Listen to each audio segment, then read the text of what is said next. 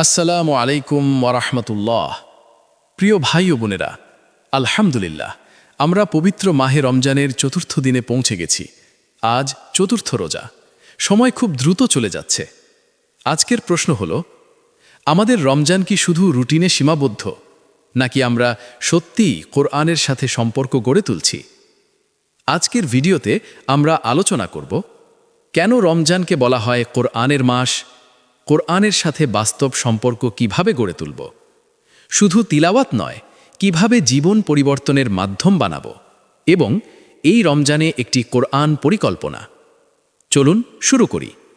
কেন রমজান কোরআনের মাস? রমজানকে বিশেষ মর্যাদা দেওয়া হয়েছে কারণ এই মাসেই নাজিল হয়েছে আল কোরআন, মানব জাতির জন্য চূড়ান্ত পথনির্দেশ। কোরআন শুধু একটি ধর্মীয় বই নয়, এটি জীবন পরিচালনার পূর্ণাঙ্গ গাইডলাইন। এতে আছে ইবাদতের শিক্ষা, নৈতিকতার শিক্ষা, সমাজ গঠনের শিক্ষা, ব্যক্তিগত চরিত্র উন্নয়নের শিক্ষা। তাই রমজান মানেই কোরআনের দিকে ফিরে আসা। আমাদের অনেকেই রমজানে কোরআন খতম করার চেষ্টা করি, এটা খুব ভালো, কিন্তু একটি গুরুত্বপূর্ণ প্রশ্ন, আমরা কি কোরআন বুঝে পড়ি? শুধু তিলাওয়াত করলে সওয়াব আছে, কিন্তু বুঝে পড়লে জীবন বদলে যায়। একটি আয়াত যদি আপনি বুঝে হৃদয়ে ধারণ করেন, সেটি আপনার চিন্তা, সিদ্ধান্ত, আচরণ সব বদলে দিতে পারে। আমাদের প্রিয় নবী হযরত মুহাম্মদ সাল্লাল্লাহু আলাইহি ওয়াসাল্লাম ছিলেন কোরআনের জীবন্ত প্রতিচ্ছবি। তার চরিত্র সম্পর্কে বলা হয়, তার চরিত্র ছিল কোরআন। রমজানে তিনি বিশেষভাবে কোরআন তিলাওয়াত করতেন। জিব্রাইল আলাইহিসসালাম প্রতি রমজানে এসে তার সাথে কোরআন পুনরাবৃত্তি করতেন। এ থেকে আমরা বুঝি, রমজান মানেই কোরআনের সাথে গভীর সম্পর্ক। আজ চতুর্থ রোজায় নিজেকে প্রশ্ন করুন, আমার প্রতিদিন কোরআনের সময় নির্ধারিত আছে কি? আমি কি অর্থ পড়ছি? একটি আয়াতও কি আমি জীবনে প্রয়োগ করছি? রমজান হলো সংশোধনের মাস।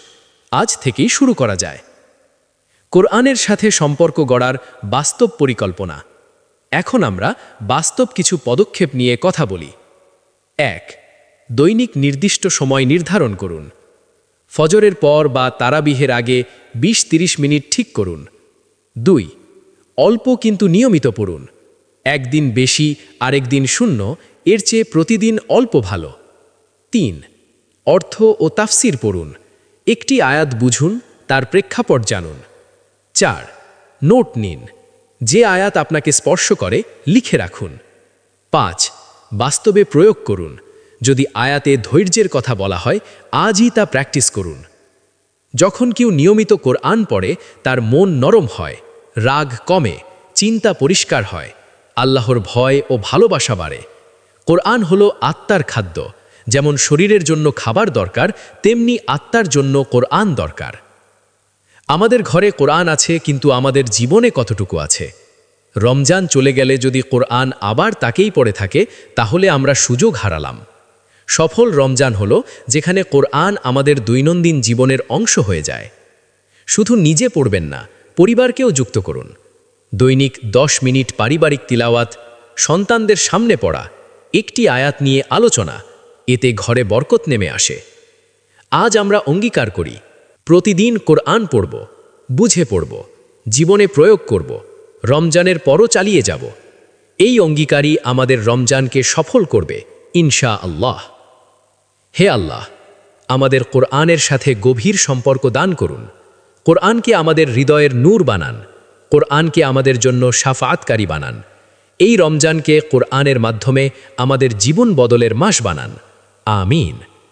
প্রিয় দর্শক, আজ চতুর্থ রোজা। এখনও সময় আছে। কোরআনের সাথে সম্পর্ক গড়ে তুলুন। ভিডিওটি উপকারী মনে হলে লাইক, কমেন্ট ও শেয়ার করুন। রমজান সিরিজের পরবর্তী ভিডিও পেতে চ্যানেলটি সাবস্ক্রাইব করতে ভুলবেন না। আসসালামু আলাইকুম ওয়া রাহমাতুল্লাহ।